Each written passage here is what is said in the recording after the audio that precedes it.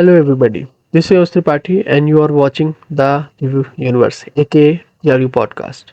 So today we are joined by David Maywald, a board leader, investment expert and passionate advocate for boys and men. After decades in high-level governance and global investment management, David turned his attention to a topic he believes society urgently needs to address. He is the author of The Relentless War on Masculinity, a deeply researched and courageous book that examines how cultural, educational, and institutional forces have shaped modern masculinity. In this conversation, we explore the insights behind his book, the data, the lived experience, and the future he hopes for our boys, our families, and our society. David, welcome to the podcast. Great to be here with you. Thank you. Okay, so David, for our listeners who may be discovering your work for the first time, could you share your journey from investment management and board leadership to becoming an author and an advocate for boys and men? Yeah. Well, I first took an interest in this area back when I was coming out of high school and getting into university, and I noticed just how much support there was for girls and young women, scholarships, affirmative action, encouragement, the culture of supporting females in education.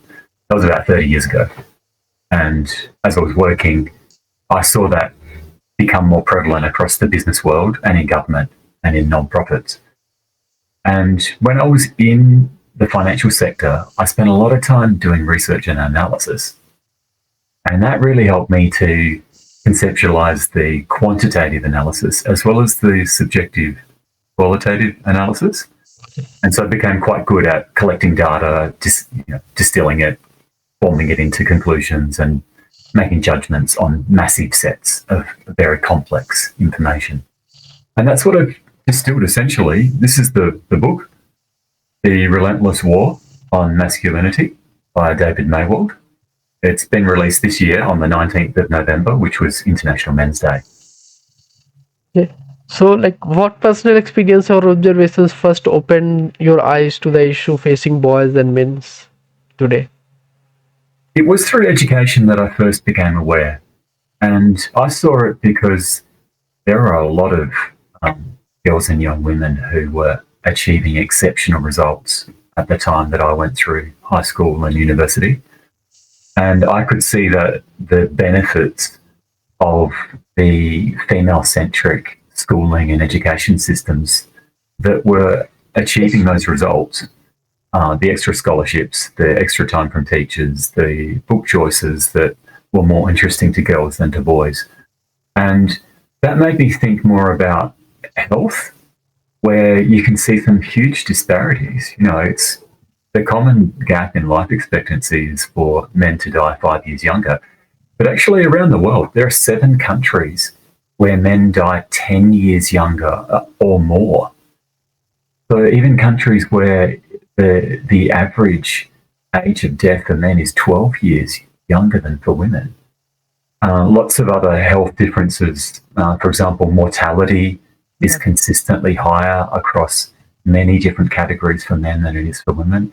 And there's been a huge amount of money put into medical research for issues that impact on women, whereas we haven't seen anywhere near the breadth or depth of research for men. And then there are a whole range of other issues to do with well-being, longevity, mental health, relationships, connection to children, and so on. There's a fantastic summary of the disparities, which is put out by the International Coalition for Boys and Men, and it has 12 categories, and I included that in my book, and it does cover all of those areas that I just mentioned. Okay, so your book has a very bold and thought-provoking title, that The Relentless War on Masculinity. So what exactly inspired you to write it, and why now? Why not before, or maybe you can say some other time? Yeah. Well, there have been a number of books about the gender wars, the battles between men and women over the years. In fact, it's 25 years since Christina Hoff Sommers wrote The War Against Boys.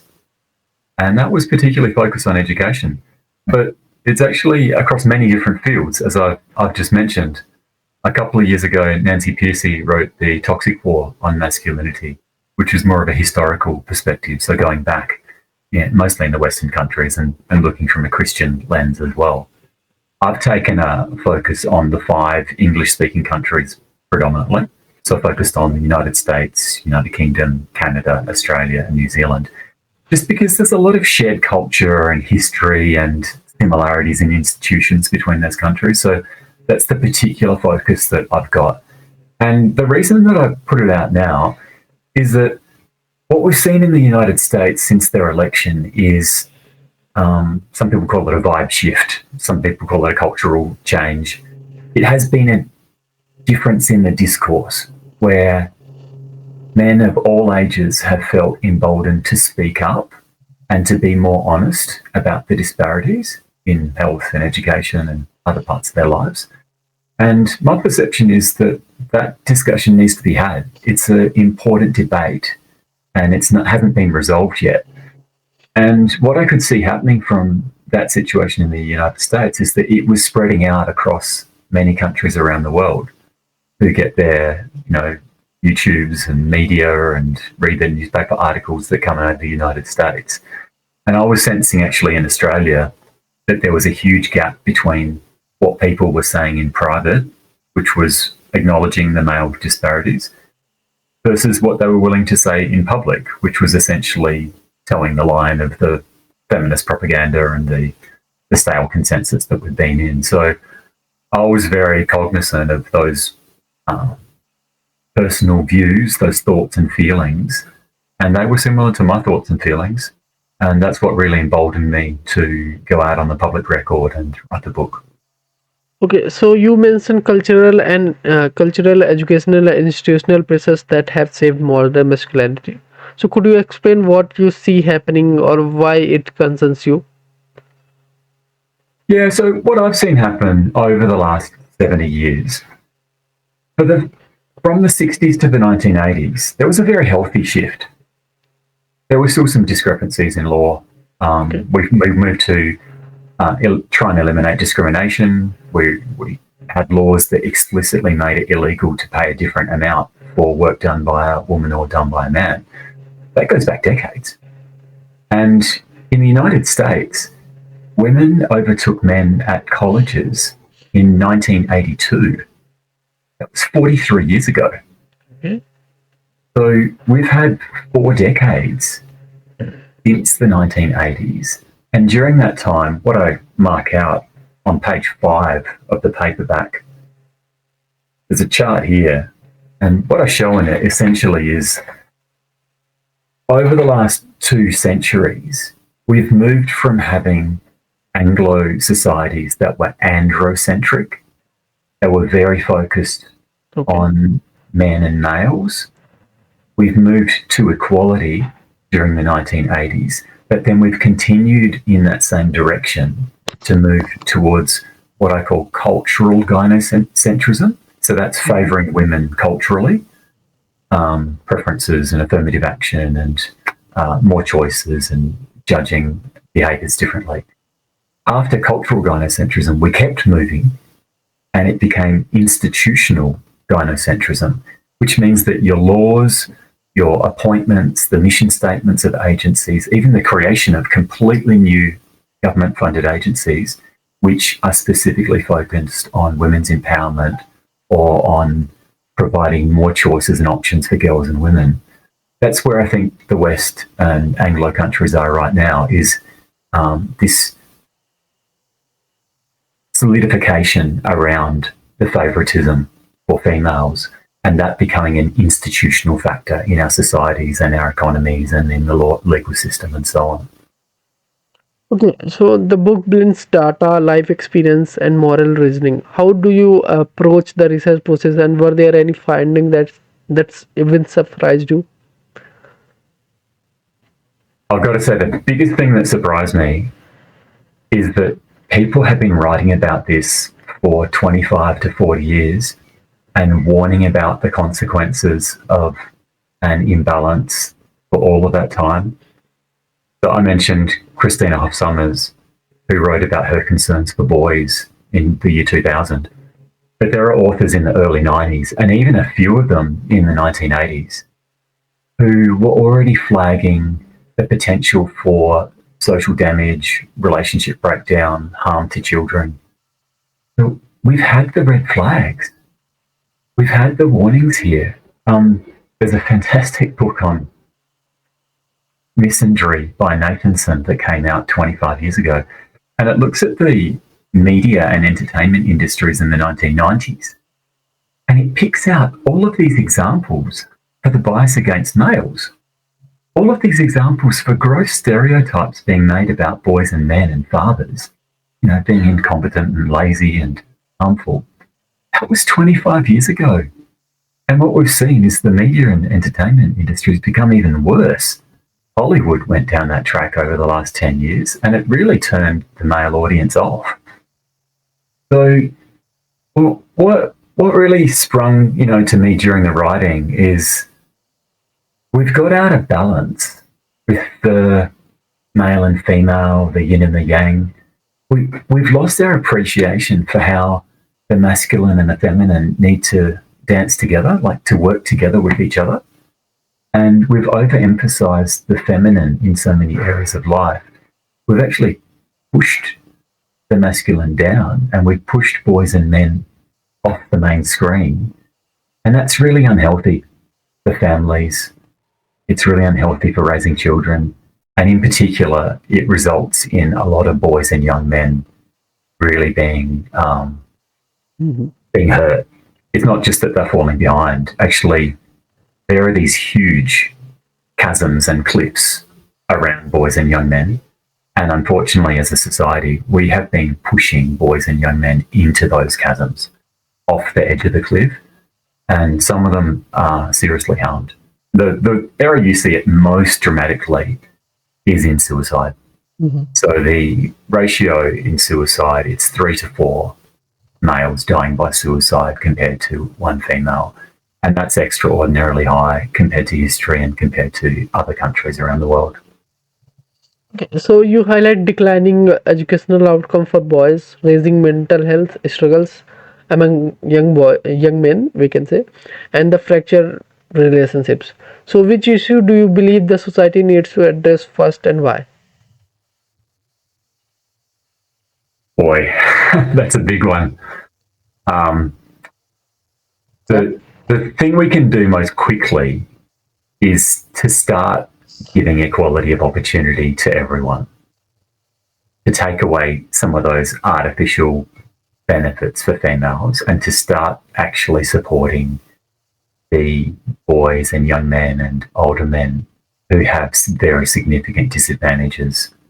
But giving them more of an equal playing field, a level playing field, so that everyone can contribute. The longer term picture I see, it's really about raising young people with a healthy conception of how males and females collaborate together. Unfortunately, we've raised a generation of girls and young women who are really cynical and critical about the boys and young men and older men in their lives. And when they go out into the world, they take that cynicism and that criticism with them when they approach every relationship with the male. And it's not a healthy way to engage with the world. It makes it much harder to have meaningful relationships. And I just see that leading to lower and lower birth rates, which is a big problem that we face in the long term. Okay, a central idea in your book is that both men and women can achieve healthier outcomes by turning towards each other rather than amplifying extreme voices. So, how can we practically start doing that?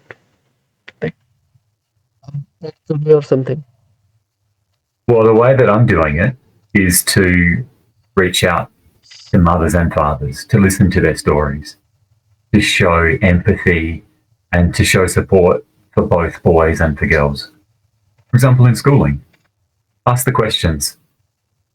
Does the class and the teaching methods cater to your typical traits and strengths of boys in the way that it is catering to the typical traits and strengths of girls? Does the library have a range of content that's really interesting and appealing to boys and young men. Does it have the types of books that they actually want to read and they enjoy reading? I have treasured the time reading with my own son, and we've found some fantastic books. There's some great books that are, from decades ago that still captivate the imagination of boys and young men in a way that some of the modern material doesn't really capture their attention. I think we all need to consider the sources of information that we're getting and be skeptical about the really radical and extreme voices that we're exposed to in social media and in the media and in our real lives. If they are pushing us away from each other, the risk is that that's harmful. If they're talking about healthy ways of communicating and relating and collaborating with each other, that can reinforce the type of win-win outcomes that I'm really focused on. Okay, so as a father yourself, like how have you views on raising boys and girls influencing the right? Oh, it's been fundamental. I mean, the birth of my children was a key milestone in my life, and seeing how girls and boys play and interact and learn and develop, I think it's a rite of passage for any person. It's hard to understand that if you're not a parent, and that's why I really encourage mothers with sons and daughters into positions of power and decision making and into parliament. I think mums and dads who have that experience, having raised their own children, they can bring an insight and a personal lived experience, which is really powerful. And they can help to empower other parents. It's a lot harder for someone who's younger, in their 20s or is single, to really understand the depth of the emotional journey and psychology of what you're interacting with and the love that you have for all of your children equally. Okay, so from your perspective as a board leader or someone deeply involved in governance and community development, what changes would you like to see in schools, workplaces, or public policy to better support men and boys? So, in chapter 5 of my book, I lead up to 10 solutions and reforms, and it spans about 4 pages or so of that final chapter. The one that I want to talk about here is significant recruitment of males into frontline services. So, the school system's about 50-50 girls and boys. But in the schools in Australia, the primary schools, less than 18% of the teachers are male. So it's quite possible that a boy goes through a primary school and never has a male teacher. Okay. And in fact, there are about 1/3 of schools in England, Mhm. 1/3 of primary schools that are funded by the government, 1/3 of schools that don't have any male teachers. So all of the teachers there, you're guaranteed, all of the boys and girls, you're guaranteed in those schools to never have a male teacher. Think about the health system. There are lots of male patients, right? Yeah. But predominantly we've got female nurses. Think about psychology.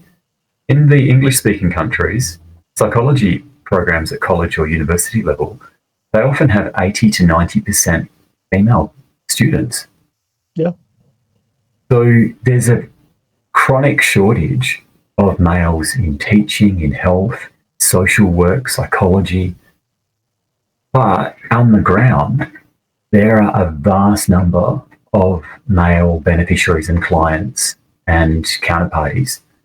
So that's the one I really want to promote right now is we've put a lot of time into getting more females into STEM and science and maths and other areas. It's time we seriously put effort, government resources, programs, scholarships, corporate incentives into getting more males into those frontline service delivery roles. Okay, so when you look back at previous generations, how has the definition of masculinity changed? And do you think today's version is healthier or more confused? This is a really complex question and subjective to an extent.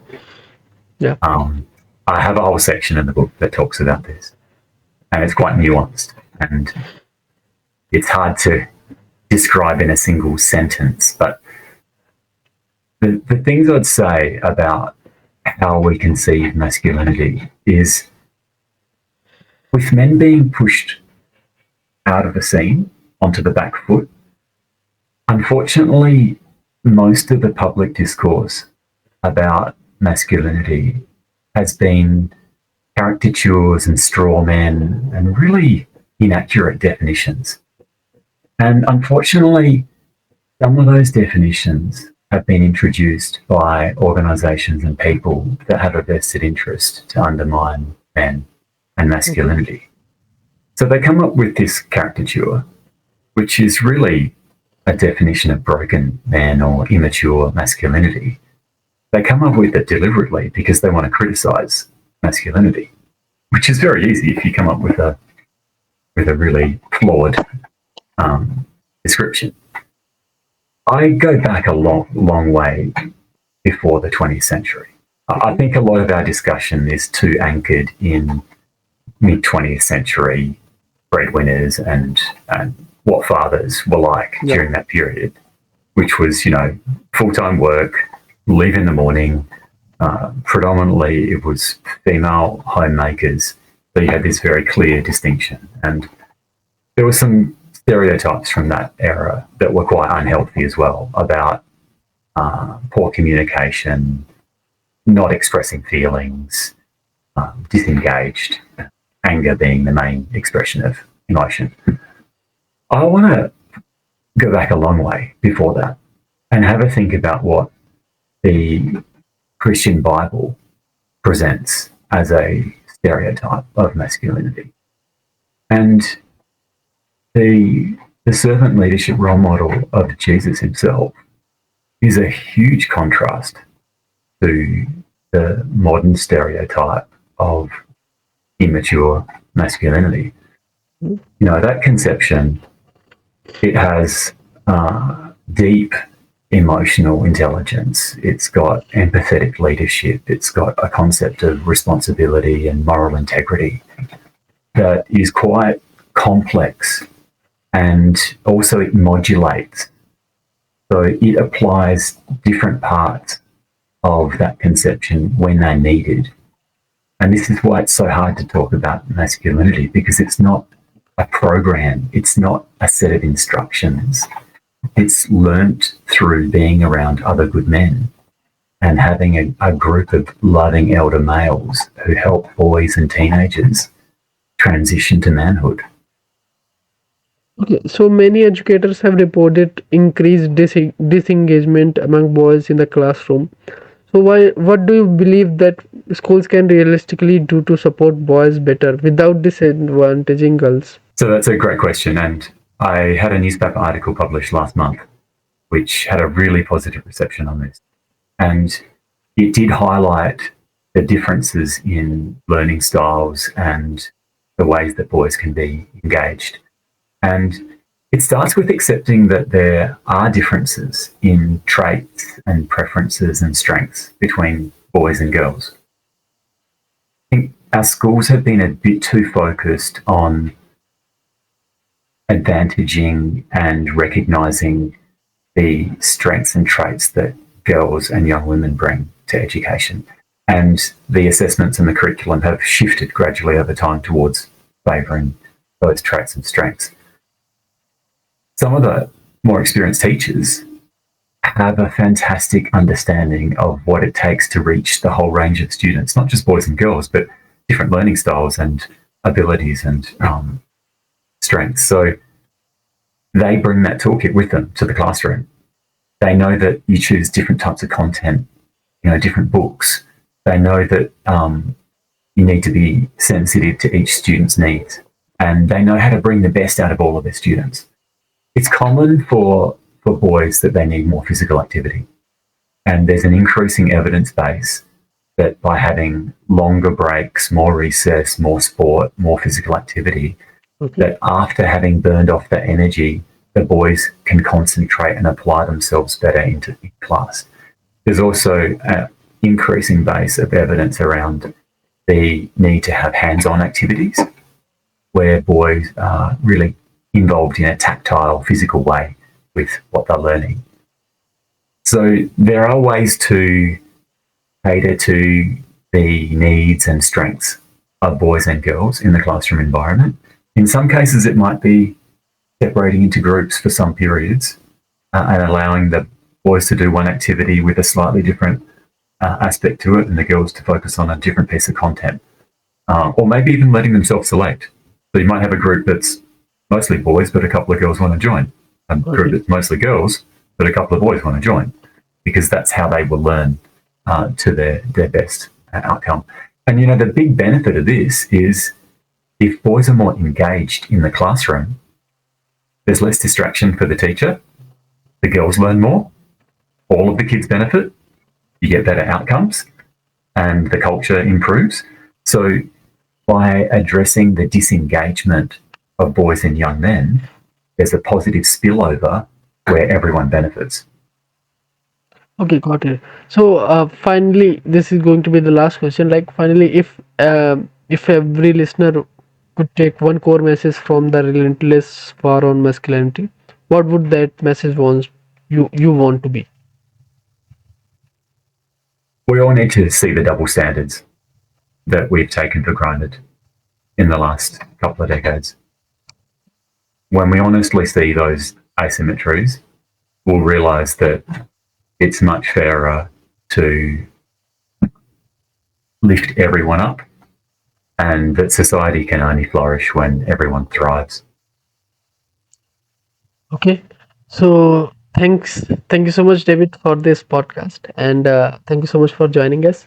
So, everybody who is listening this podcast or watching this on YouTube, you can just check on your description. The book link is there. You can check the Relentless War on Masculinity on the Amazon and Goodreads as well. So, thank you so much, David, for joining us. Great to speak with you. Thanks so much.